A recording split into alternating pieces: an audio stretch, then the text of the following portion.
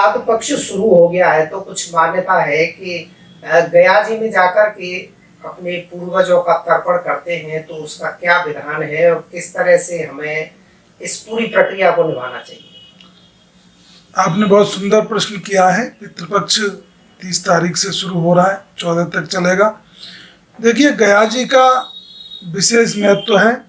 गरुड़ पुराण में, भविष्य पुराण में, कई सारे पुराणों में गया जी के बारे में बताया गया है, लिखा हुआ है।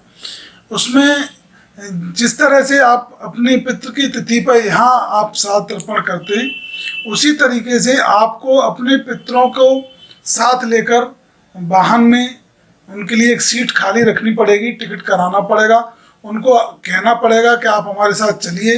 गया जी में जाके आपको वहाँ जो ब्राह्मण आपको मिलेंगे तो वो विधि विधान से आपके पितरों का तर्पण कराएंगे। आप उसको विधि विधान से वहाँ करें। गया जी का विशेष महत्व है।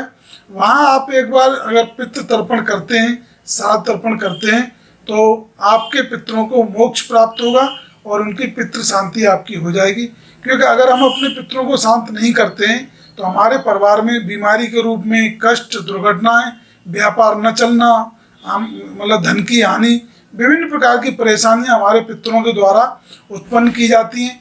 तो इनसे अगर आप निजात पाना चाहते हैं और अपने पितरों की जो आत्मा है उनको पता नहीं किस अधो योनि में पड़े हों, किस गति में पड़े हों वो, तो उनके उद्धार के लिए, उनकी आत्मिक उन्नति के लिए या उनके कल्याण के लिए हमको जाके गया में, बिहार में एक गया स्थान है, बहुत पवित्र और पुनीत और पावन प्रसिद्ध स्थान है।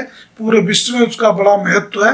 आप सभी से मेरा ये निवेदन है कि जो लोग भी अपने पितरों को मतलब अधो योनि से मुक्त करना चाहते हैं और पितरों के द्वारा जो हमें कष्ट प्राप्त हो रहे हैं, हमारे पितृ या हमारे पुत्र किसी कष्ट में हैं, तो उनको कष्टों से मुक्ति दिलाने के लिए, खुद भी अपनी उन्नति प्रगति के लिए हमें अपने पितरों का श्राद्ध तर्पण गया जी में जाके एक बार अवश्य करना चाहिए, ऐसा शास्त्रों में लिखा हुआ है।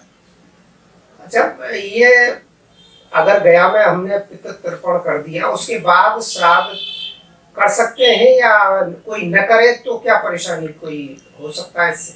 देखिए, अगर आप अपने पितरों का उनकी जो मृत्यु तिथि है उसमें आप जाके गया जी में श्राद्ध तर्पण कर देते हैं और उनको यहाँ से विधि विधान से ले जाते हैं। आप अगर चाहें तो ऐसा भी कर सकते हैं कि अपने कुल पुरोहित या ब्राह्मण उनको भी यहाँ से साथ लेके जाएं और उनके द्वारा आह्वान करके और टिकट करा के बाकायदा गाड़ी में एक सीट अपने पितरों के लिए खाली रख के वहाँ रूमाल बिछा के कुछ पुष्प वगैरह, चावल, सुपारी, जिस तरीके से जो ब्राह्मण हैं वो आपको बताएं, उनको विधि पूर्वक यहाँ से लेके जाएं और वहाँ विधि विधान से आप श्राद्ध तर्पण करते हैं।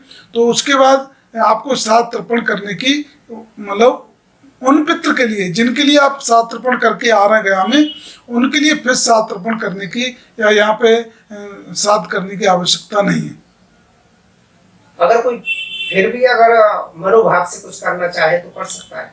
देखिए, पूजा में भावनाओं में, सद्भावनाओं में तो कोई कमी नहीं है। अगर हम पूजा करते हैं, अपने पितरों को, माता पिता को याद करते हैं, तो उससे हमको बहुत बड़ा लाभ होता है। लाभ ये होता है कि हमारे जो बच्चे हैं, हमारी जो संतति है, वो भी देखती है कि हमारे दादा का श्राद्ध हमारे पिता कर रहे हैं, चाचा कर रहे हैं, ताऊ कर रहे हैं, तो उनको भी अपने पितरों के बारे में जानकारी होती है और उनकी श्रद्धा भी जुड़ती है। और हमारे पितरों का भले ही से वो मुक्त हो जाएं, लेकिन उनके प्रति हमारी श्रद्धा अगर बनी रहती है तो एक अच्छा भाव है। पूजा भगवान की हमेशा की जानी चाहिए, ऐसी अपने पितरों की भी पूजा, और हमको श्राद्ध करने में कोई दिक्कत नहीं, उनका नाम लेने में कोई परेशानी नहीं।